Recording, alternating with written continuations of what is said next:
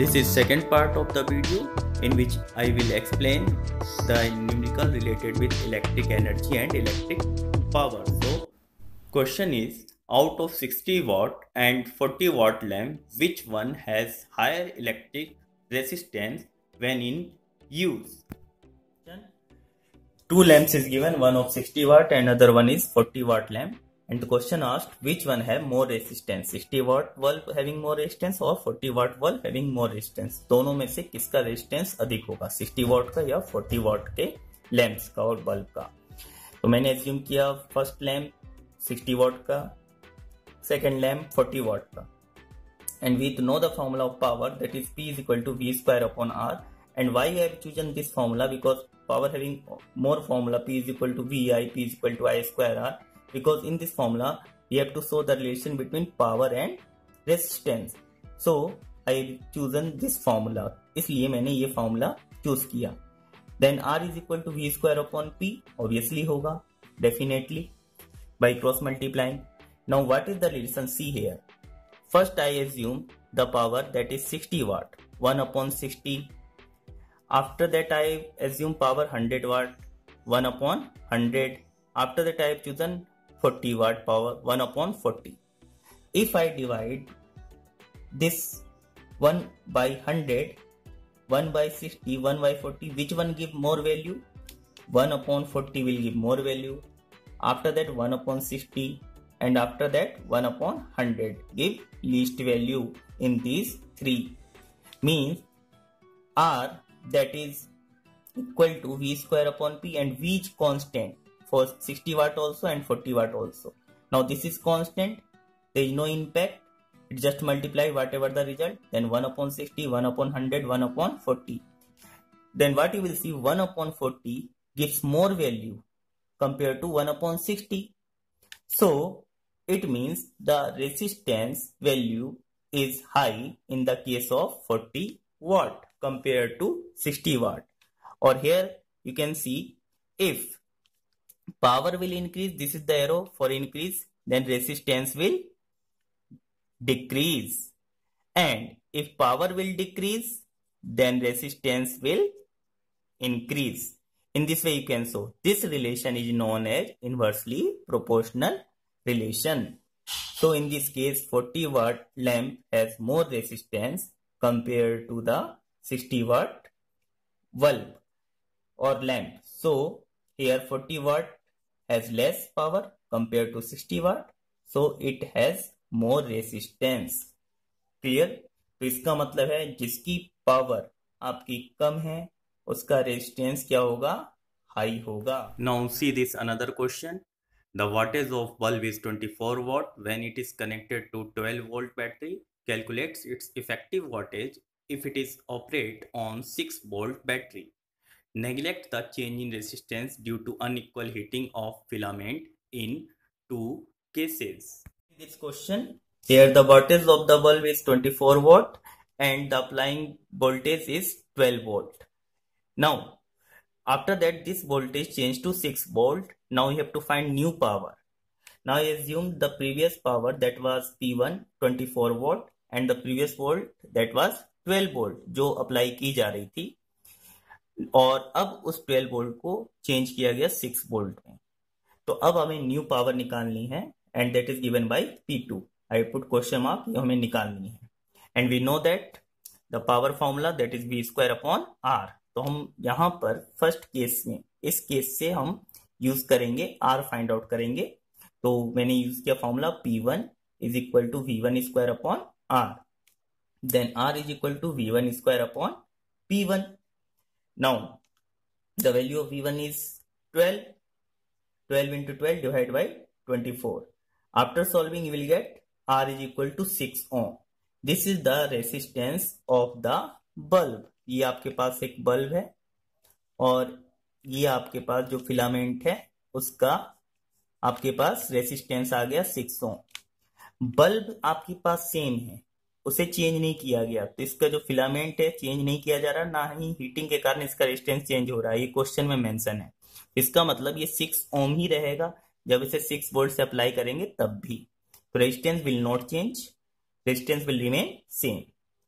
Now new power P2 find out करनी है, तो again I use this formula, but in place of P1 I will write P2 and in place of V1 I will write V2. So here V2 square means 6 into 6, and resistance value, that is R, we already find from here. Then P2 is equal to 6 into 6 divided by 6. 6 gets cancelled. P2 is equal to 6 watt. तो आपकी नई power कितनी आ गई? 6 watt. और मैंने आपको पहले भी बताया है, if voltage becomes half, see here 12 and 6, then power becomes 1/4. See, this is 1/4. 6 is 1/4 of 24. ये रिलेशन आपको याद रखना है, क्वेश्चन ऑब्जेक्टिव में पूछे जाते हैं. Now see another important question. An electric iron of 1 kilowatt is operated at 220 volt. Find which of the following fuse that respectively rated at 1 ampere, 3 ampere and 5 ampere can be used in it. In this question you have to find the fuse rating. Electric iron जो आपके घर में होती है वो 1 kilowatt की है, और उसमें जो वोल्टेज सप्लाई की जा रही है वो 220 वोल्ट सप्लाई की जा रही है. तो पूछा जा रहा है कि उसमें जो फ्यूज यूज करेंगे वो फ्यूज की रेटिंग कितनी होगी in terms of current. 1 ampere की होगी, 3 एम्पियर की होगी या 5 एम्पियर की होगी. 3 ऑप्शन दिए हैं, इन तीनों में से आपको बताना है कौन सा ऑप्शन करेक्ट है इसके फ्यूज के लिए. तो हमें क्या निकालना है? आफ्टर ऑल आखिर करंट निकालना है. सी, एम्पियर एम्पियर एम्पियर. तो हमें पता है पावर का formula P is equal to V square upon R, P is equal to I square upon R, और P is equal to VI. Here you see there is no value of resistance, तो हम I square R और V square upon R का formula use नहीं कर सकते. कौन सा यूज करेंगे? P equal to VI. इस तरह से हम सुटेबल फॉर्मूला फाइंड आउट करते हैं गिवन डाटा से देख के. तो हमें I is equal to P upon V होगा, definitely cross multiply. The value of P is 1 kilowatt. 1 kilowatt equal to 1000 watt. Kilo का मतलब होता है 1000 से, तो हमने इसे 1000 में चेंज किया. एंड वोल्टेज इज 220 यहाँ पे लिख दिया. डिवाइड किया, डिवाइड करने के बाद कितना आएगा? After that you will got 4.5 ampere. तो ये करंट की यूनिट है 4.5 एम्पियर. अब आप देखें 4.5 अगर हम 1 एम्पियर का लगाएं तो काम चलेगा? नहीं, क्योंकि इसकी रेटिंग कितनी करंट आ रही है निकल के? 4.5 एम्पियर पास हो रही है, तो फ्यूज ब्लो हो जाएगा तुरंत. 3 एम्पियर का लगाएंगे तब भी 1.5 एम्पियर मोर है, फ्यूज ब्लो हो जाएगा. अब हमारे पास क्या ऑप्शन बचा? 5 एम्पियर. और रिक्वायरमेंट कितनी? 4.5, और फ्यूज कितने का होना है? 5 एम्पियर, स्लाइटली ग्रेटर. तो ये वाला जब हम फ्यूज लगाएंगे तो ये फ्यूज इसको हैंडल कर लेगा, इतने करंट को, फ्यूज ब्लो नहीं होगा. तो 4.5 जो हमारे पास करंट इसमें पास आउट हो रही है उसके लिए हमें जो फ्यूज चाहिए कितने एम्पियर का चाहिए? 5 एम्पियर का फ्यूज आपके लिए सुटेबल होगा. This is your required answer. Next question. An electric refrigerator rated 400 watt operates 8 hours per day. What is the cost of energy to operate it for 30 days at ₹3 per kilowatt hour? Now see this question. Here a refrigerator of 400 watt is given and it is used for 8 hours per day. हर दिन 8 घंटे use हो रहा है और 30 days के लिए. और अब आपको फाइंड आउट करना है कि टोटल एनर्जी कंज्यूम्ड कितनी करेगा और कितना बिल आपको उसके लिए देना पड़ेगा. और कंडीशन दे रखी है 1 किलोवाट आवर जब आप यूज करोगे तो 3 रुपए देने पड़ेंगे. तो आपको एनर्जी बिल फाइंड आउट करना है कि कितने एनर्जी का बिल होगा.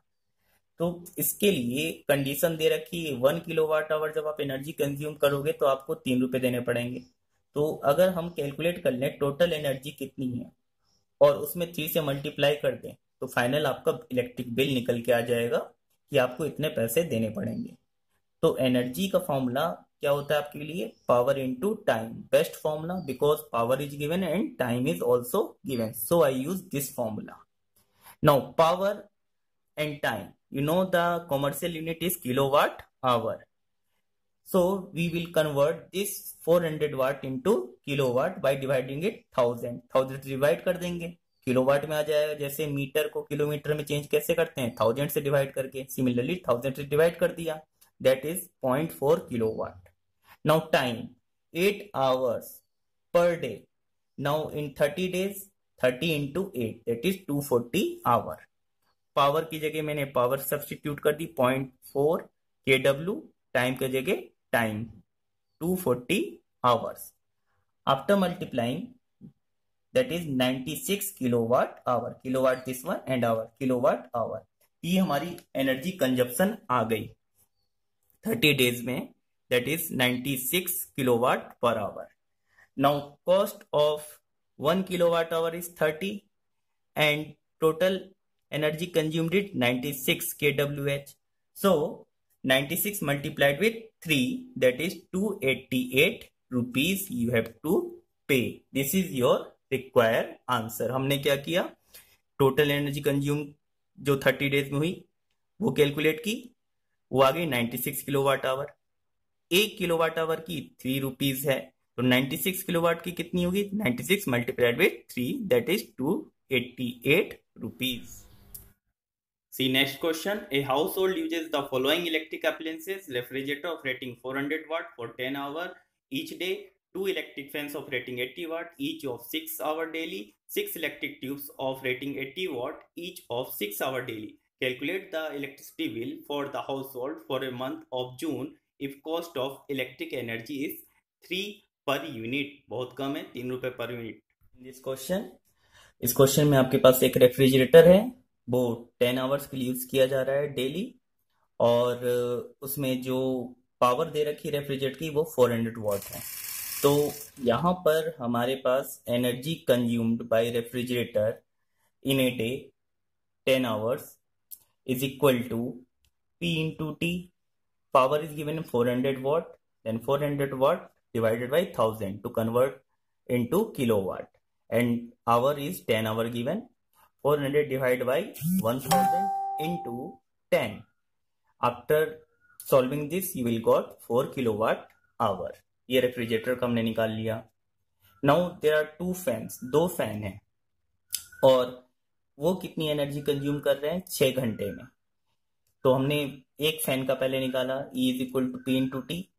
80 वॉट का फैन दे रखा है एक, तो उसको फिर से हम किलोवाट में चेंज करेंगे. 80 डिवाइड बाई 1000, और कितने घंटे के लिए यूज किया जा रहा है 6 घंटे. तो 80 डिवाइडेड बाई 1000 इंटू 6, तो हमारे पास आ गया 12/20 किलोवाट आवर. एक फैन के लिए आया है, एक फैन के लिए 12/20 kilowatt hour. Then for 2 fans multiplied with 2, that gives 24/25 kilowatt hour, and that is equal to 0.96 kilowatt hour. Solve करने के बाद हमें ये मिलेगा. अब हमारे पास 6 ट्यूबलाइट्स यूज की जा रही हैं 6 घंटे के लिए.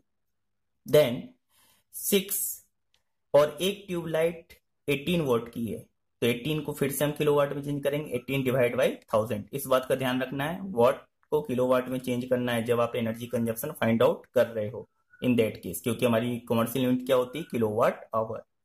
और 6 घंटे के लिए यूज की जा रही है multiplied with 6 number of tubelights 6 घंटे के लिए यूज की जा रही है मल्टीप्लाइड विथ 6. और ये आपकी एक ट्यूबलाइट की पावर कितनी है 18 watt divide by 1000 converted into kilowatt. After solving you will get 0.648 kilowatt hour. तो ये आपने रेफ्रिजरेटर, फैंस एंड ट्यूबलाइट सबकी एनर्जी कंजप्शन आपने कैलकुलेट कर ली. Now the total energy consumed in a day. Refrigerator use 4 kilowatt hour and fans use 0.96 kilowatt hour and tubelight use 0.648 kilowatt hours. Now total we will add all these three gives 5.608 kilowatt hour. एक दिन में जो energy consumption हो रहा है 5.60 kilowatt hour. तो 30 days में कितना होगा, multiply 30 with this kilowatt hour, 30 into 5.608 kilowatt hour. Then the energy consumption in 30 days is equal to 168.24 kilowatt hour. This is our total energy consumption. Now 1 kilowatt hour consumption if you use, then you have to pay 3 rupees. Then this kilowatt hour if you are using, then how much you will pay, 168.24 multiplied with 3, that will give 504.72 rupees. आपको इतने पैसे देने पड़ेंगे. 1 kilowatt hour का मतलब होता है आपने 1 यूनिट खर्च की, एंड दिस 168.24 इट मीन्स इतनी यूनिट आपने कंज्यूम कर ली है, और 1 यूनिट का खर्च 3 रुपए है, तो इतनी यूनिट का खर्च कितना हुआ, 3 multiplied with this one, then this one is your required answer. In this way आप अपने घर का भी इलेक्ट्रिक बिल कैलकुलेट कर सकते हो। जो भी आपके घर में इक्विपमेंट्स अप्लायंसेस यूज हो रहे होंगे और कितने टाइम के लिए यूज हो रहे हैं, उनकी वाट कितनी है आप कैलकुलेट कर लो और 30 डेज से मल्टीप्लाई कर लो। फिर आपका जो इलेक्ट्रिक बिल आता है उससे आप मैच करके देखो, उसमें यूनिट कंजप्शन भी दिया रहता है, और उससे आप मैच करके देखोगे, अगर उससे जो आपने कैलकुलेट किया और जो आपके बिल में आया बहुत अधिक आ रहा है, इसका मतलब आपका मीटर प्रॉपर फंक्शन नहीं कर रहा है और आपको अननेसेसरी पैसे पे करने पड़ रहे हैं। हाँ, ये जरूर हो सकता है आपने जो कैलकुलेट की 50 यूनिट आई और आपका जो बिल आया है वो 60 यूनिट का आया, तो 10 यूनिट्स प्लस माइनस चल सकता है, लेकिन आपने कैलकुलेट की 50 यूनिट्स एक मंथ की और आपका जो बिल आया है वो आ गया 90 यूनिट्स का, जस्ट डबल। तो आपका मीटर माल फंक्शनिंग कर रहा है, आपको मीटर चेंज करवाने की जरूरत है, अदरवाइज आपका अननेसेसरी मनी की वेस्टेज होती रहेगी। Next question, a radio set of 60 watt runs for 50 hours. How many units of electrical energy are consumed? This question, the radio is of 60 watt and used for 50 hours. 60 watt का radio है, 50 our के लिए use किया जा रहा है। To find how many units electric energy consumed, तो आपको फाइंड करना है कितनी इलेक्ट्रिक एनर्जी कंज्यूम करेगा। We know the formula of energy is equal to P into T. Very suitable formula for this question because power is given and time is given. Power and time is given. But the power given is in watt and we have to convert into kilowatt. So 60 divided by 1000 and after that multiply time. Time is already given in hour, that is 50. After solving this 60 into 50 divided by 1000, you will get 3 kilowatt hour. This is the electric energy consumed by the radio in 50 hour, or in 3 kilowatt is equal to means how much unit, 3 units, 1 kilowatt equal to 1 unit, 3 kilowatt equal to means 3 units, means आपने 3 units electric energy consume कर ली है। Now we have to convert into this energy into joule, then we know that the relation 1 kilowatt hour is equal to 3.6 into 10 raised to 6 joule, then 3 kilowatt hour how much joule, 3 multiply in this 3.6 into 10 raised to 6 joule, that will give 10.8 into 10 raised to 6 joule. If in question asked give the energy consumption in joule, then first calculate the energy in kilowatt hour and that kilowatt hour multiplied to joule, that is 3.6 into 10 raised to 6 joule. It gives the energy consumption in joule. Two devices operating 44 watt 220 volt and 11 watt 220 volt are connected in series. The combination is connected across 44 volt mains, the fuse of which of two devices burn. In this question आपके पास दो appliance दे रखे हैं और series में connect है 440 volt से।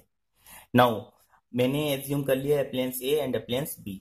Appliance A की rating 220 volt 44 watt, appliance B की रेटिंग 220 वोल्ट और 11 वोल्ट ये है।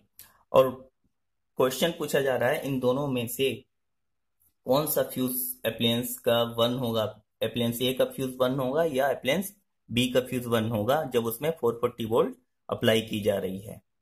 तो हमें पता है इसके लिए दो कॉन्सेप्ट यूज होंगे, एक कॉन्सेप्ट कि सीरीज में current remain same and voltage distribution take place, दूसरा Joule's law of heating, H equal to I square R T. H equal to I square R T क्या कहता है आपके पास, जब किसी पर्टिकुलर सर्किट में करंट पास होगी तो उसमें रेसिस्टेंस मल्टीप्लाई करना है और टाइम मल्टीप्लाई करना है, तो वो दे देगा उस सर्किट में हीट डेवलप। तो हमारा जो वर्किंग प्रिंसिपल ऑफ फ्यूज है तो joules law of heating, that is heating effect of electric current. क्या कॉन्सेप्ट है, जब high amount of current pass होती है हाई हीट डेवलप होती है, इस कारण फ्यूज वायर मेल्ट हो जाता है और मेल्ट होके क्या होता है, ब्रेक हो जाता है, जिसको हम कहते हैं फ्यूज बर्न हो गया। और एमसीबी के केस में एमसीबी डाउन हो जाती है। तो इसकी एनालिसिस के लिए हमारे पास जो इन्फॉर्मेशन अवेलेबल है वोल्टेज और वॉट, वोल्टेज और वॉट, तो इसका यूज करना है। तो इसका यूज करके हम लोग क्या करेंगे, फाइंड आउट करेंगे रेसिस्टेंस की वैल्यू, क्योंकि H equal to I square R t होता है। तो रेजिस्टेंस की वैल्यू फाइंड करेंगे तो हमारे पास रेजिस्टेंस R1 ए में भी होगा, रेजिस्टेंस बी में भी होगा। तो इसके रेजिस्टेंस को हम R1 एज्यूम कर लेते हैं और इसके रेजिस्टेंस को R2। Then we know the formula P is equal to V square upon R because this is more suitable formula. Voltage is given and power is given. Then can I write P1 is equal to V1 square upon R1 for this appliance A? Then R1 is equal to V1 square 220 into 220 divided by 44. This is the power. After solving, you will get 1100 ohm. This is the value of R1. हमने इस resistance की value निकाल ली जो इस appliance के अंदर है। Similarly R2 के लिए निकालेंगे हमारे पास, तो then P2 is equal to V2 square upon R2। तो R2 के लिए हमारे पास वोल्टेज 220 इसमें भी दे रखी है, 220 into 220 डिवाइडेड बाई 11। इसको जब हमने सोल्व किया आया 4400 ओम। और आपको ये भी मैंने पिछले क्वेश्चंस में वीडियोस में बता रखा है, जिसकी वाट कम होती है उसका रेजिस्टेंस हाई होता है। आप देखो इसकी वोल्टेज कम है, रेजिस्टेंस हाई है, इसके वोल्टेज लार्ज है, रेजिस्टेंस इसके कंपेयर में कम है। अब हमें निकालना है total current in the circuit. And total current in the circuit from Ohm's law we know that V is equal to IR। Total voltage आपकी कितनी है 440 लिख दिया। एस को ऐसा लिख सकते हैं I is equal to V upon R, लिखा जा सकता है I is equal to V upon R। तो 440 वोल्ट। R कितना है रेजिस्टेंस टोटल, इसका रेजिस्टेंस कितना है 1100, इसका रेजिस्टेंस कितना है 4400। तो टोटल आपके पास हो गया रेजिस्टेंस 4400 प्लस 1100, दैट इज जो करंट की वैल्यू कितनी आई 0.08 एम्पियर करंट की वैल्यू निकल के आ गई। We will find heat developed in appliance first, that is H1. H1 is equal to I square multiplied with R1 into T. Since current is same for appliance A and appliance B, so I have written I. Now the value of I is 0.08 square into R1 value is 1100 already find into 1. Why I have written 1? Because time remain same for appliance A and appliance B. Means अगर 1 घंटे के लिए apply किया जा रहा है current तो दोनों में 1 घंटे के लिए अप्लाई होगा। 1 मिनट के लिए किया जा रहा है तो 1 मिनट के लिए दोनों में अप्लाई होगा। 1 सेकंड के लिए किया जा रहा है तो 1 सेकंड के लिए दोनों में अप्लाई होगा। इसलिए टाइम को मैंने 1 ले लिया है। No impact of time because it remain same for both appliance A के लिए भी और अप्लायंस बी के लिए भी। Now after solving you will get 7.04 joule heat developed in appliance A. For appliance B, again the I value is 0.08 square and resistance value 4400 and T here also 1. Multiply all these, you will get 28.16 joule heat developed. Now compare which one is greater. Here 28.16 is much greater than 7.04, means H2 is greater than H1. Means इसमें जो heat develop होगी वो large है, और जब large heat develop होगी तो कौन सा फ्यूज बर्न होना चाहिए, बी का फ्यूज बर्न होना चाहिए, ए का फ्यूज बर्न नहीं होगा।